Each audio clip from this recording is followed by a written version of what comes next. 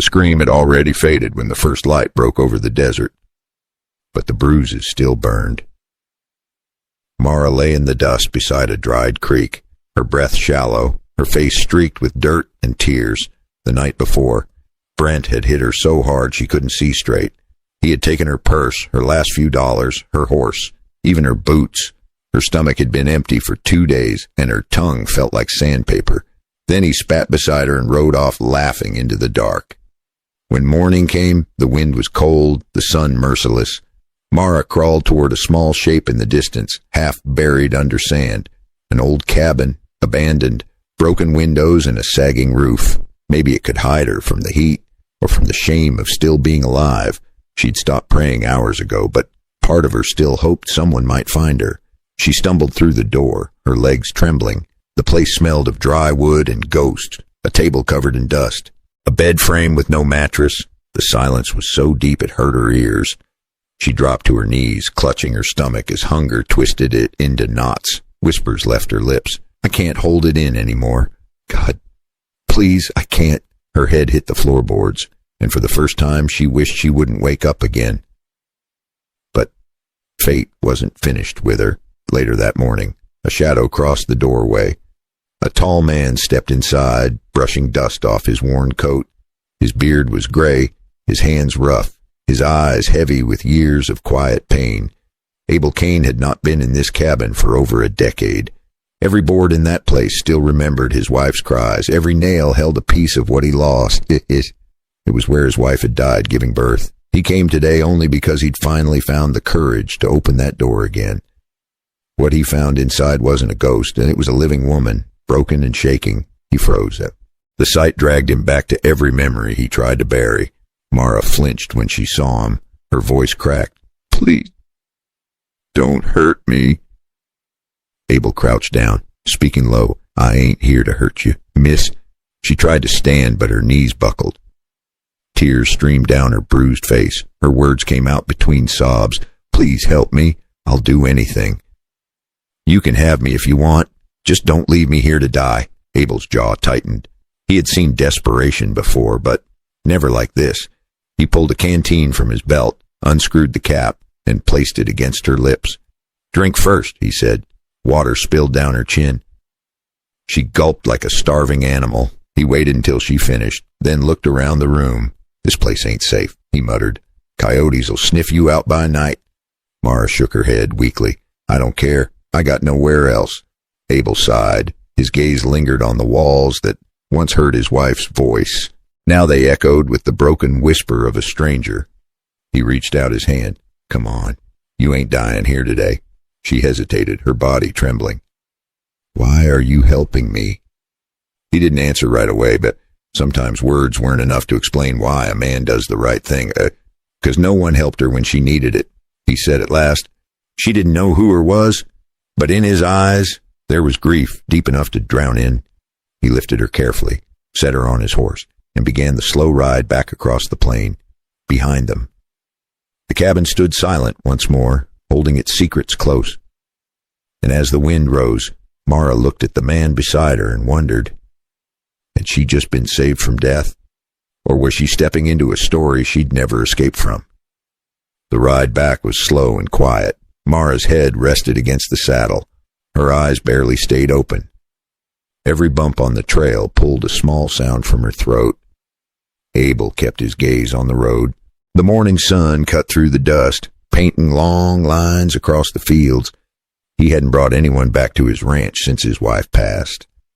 The thought of another voice in that house felt strange, but leaving the girl out there to die felt worse. By the time they reached his cabin, the sun sat high and cruel.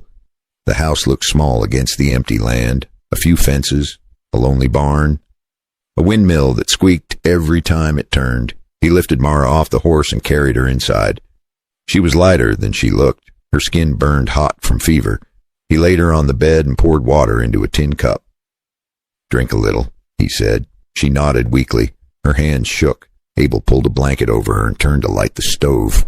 The room smelled of smoke and old pine. He cooked a small pot of broth, slow and simple. The smell filled the cabin, soft and human, something the place hadn't felt in years. When he offered it to her, She looked at him with wide, frightened eyes. "You don't have to pay me," he said softly. "I ain't that kind of man." Her lips parted, confused. "I just thought, folks don't do things for free out here." Abel gave a tired half smile. "You'll work when you can stand on your feet again. Maybe cook, maybe mend a few shirts. That's fair enough." She looked at him for a long time, then nodded. "Thank you," she whispered. That night, the wind outside howled across the plains. Abel sat by the fire, fixing an old saddle strap. From the bed behind him came the sound of steady breathing. For the first time in years, he didn't feel completely alone. Mara woke sometime past midnight. She saw him sleeping in the chair by the door, his hat pulled low. There was something about that quiet figure that made her chest ache. No one had ever protected her without wanting something in return. It scared her more than the darkness ever did. When morning came, the air smelled of coffee and rain. Abel handed her a cup, his voice calm. "You're safe here, Mara. You do your part, and you stay as long as you need." She nodded, clutching the cup with both hands. Her eyes dropped to the floor, but deep inside, something began to stir. It wasn't just hunger or fear anymore. It was trust, small and fragile, like the first flame in a cold room. And Abel, though he didn't say it, felt that same flame start to flicker inside him too. Outside, the windmill turned slow. The land was quiet again. But quiet never lasted long in Texas, because somewhere out there, someone else had heard that Mara was still alive, and he was already on his way back. 3 days later, Mara could walk steady again. The bruises had faded, but her spirit still felt thin. Abel said he needed supplies, so he hitched the wagon and told her to come along. "It'll do you good to see folks again," he said.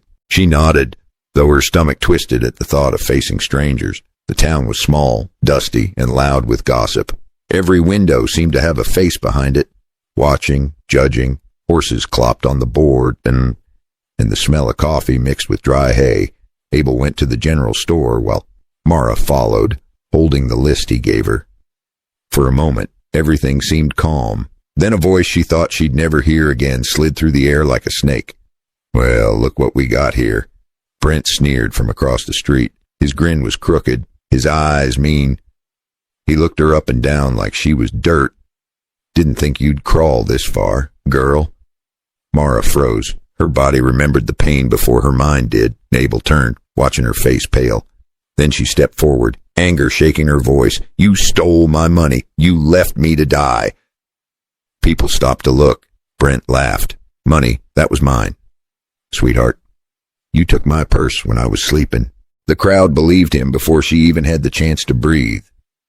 The crowd whispered, "A man spit near her feet."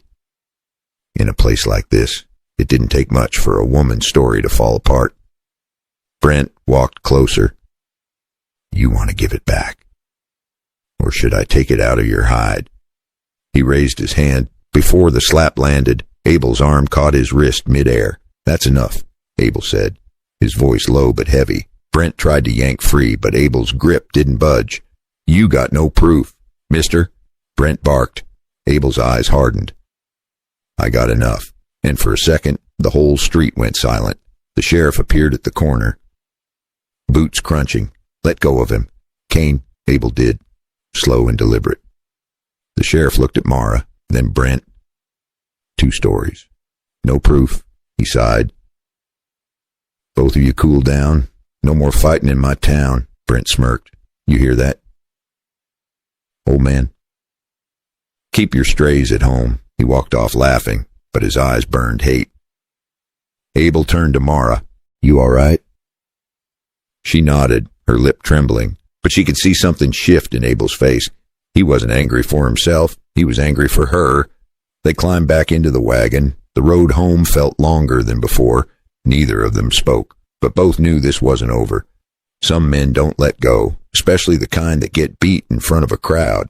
And sure enough, that night, a shadow waited beyond the fence line, watching their cabin light flicker in the wind. So if you're still here, pour yourself a warm cup of tea. Tell me where you're listening from and what time it is where you are. And if you'd like to ride with me again through these wild western nights, hit that subscribe button, partner. because the story of Mara and Abel has only just begun. The wind had been strange that night. Too quiet. Too cold for summer. Abel felt it first, that old gut sense that trouble was riding his way. He had seen enough men like Brent to know one thing. They never quit. Mara was inside the cabin, mending a torn shirt by lamplight. Abel stepped out to check the horses when he heard it. Footsteps, then the soft creak of a saddle. 2 shadows moved near the fence line. He blew out the lamp, letting the darkness settle. The moonlight was thin, but enough to see the glint of steel. A knife, then another. Brent's voice came low and mean. "Come out, old man." "I just want what's mine." Abel said nothing. He grabbed the shotgun from the porch and eased forward. Boots silent in the dust, and the second man kicked the gate open. "Don't make this hard. Hand the girl over, and maybe we'll let you keep breathing." The words burned through the silence. Inside, Mara froze. Her hands trembled on the needle. When she peeked through the window, she saw Abel standing tall, gun leveled. The sight of him there, calm and solid against the night, made her heart twist. Brent spat. "You gonna shoot me, Kane?" "Over some lying thief." Abel's voice stayed low. "You step 1 foot closer, and we find out." Then everything moved fast. Brent lunged. The knife flashed in the moonlight. Abel swung the shotgun hard, catching Brent in the ribs. The blade sliced through his sleeve, drawing blood, but he didn't flinch. The second man came from the side, shouting. Abel turned, using the gun like a club, striking him across the jaw. The man dropped, dazed. Brent charged again. This time Abel caught his wrist, twisted hard, and the knife clattered to the ground. Abel grabbed a rope from the fence and tied Brent's hands tight. Breath heavy, eyes blazing.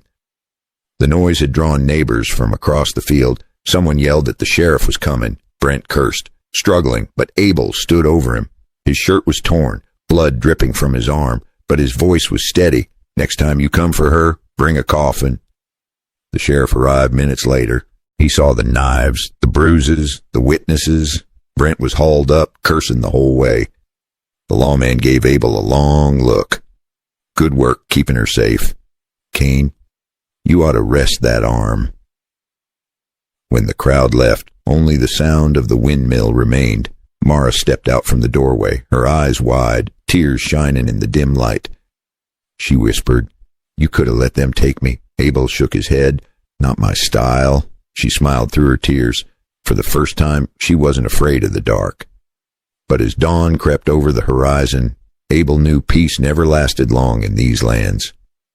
And what he had just done tonight would change everything between them. The morning after the fight, the ranch was quiet again. The ground still showed the marks of the struggle, but the danger had passed. Abel sat on the porch, his arm wrapped in a bandage, staring out at the open fields. The air smelled of dust and wet grass after a long night of fear. Mara brought him coffee, her hand steady now. He looked at her and smiled a little. "Guess I made a mess of the place," he said. She smiled back. "Guess you did. But you saved me again." He shook his head. "I didn't save you, Mara. You saved yourself. I just gave you a chance to stand." The words stayed with her all morning. As the sun climbed higher, she cleaned the porch, fed the horses, and hung the washed sheets on the line. For the first time since she had come here, she felt like she belonged. Later that afternoon, Abel walked her back to the old cabin where he had found her. The door still hung crooked, the floor still scarred with time. He stood in silence, his hand brushing the wall. "This was my wife's place," he said softly. "I couldn't walk in here for years, but when I saw you that morning, I thought maybe it was time to stop running from ghosts." Mara's eyes filled with tears. "I thought I was just trying to survive," she said. "Turns out I was just looking for a place where someone would see me as more than what I lost." Abel turned to her, his voice low. "Well, you're seen now. You're home." The weeks rolled by. Together they fixed the fences, planted a small patch of vegetables, and rebuilt the roof of that old house. Laughter began to replace silence. Every scar, every broken board became part of something new. Sometimes, at dusk, Abel would sit watching the fields glow gold in the fading light. He'd see Mara moving through the barn, strong and sure, and think how strange life was. You can lose everything and still find something worth living for if you just have the courage to stay. And maybe that's the lesson of this land. That strength isn't always loud. Sometimes it's just choosing to get up again, to believe again, to love again. So tell me, friend, where are you listening from tonight? Are you sitting by a window or out on your porch watching the stars? Grab yourself a cup of tea, lean back and take a breath. If this story touched you, give it a like. It means more than you know. And if you haven't yet, hit that subscribe button so we can keep riding through the Wild West together, one story at a time, because somewhere out there, beyond the dust and the wind, there's always another story waiting to be told. And maybe, just maybe, it's yours.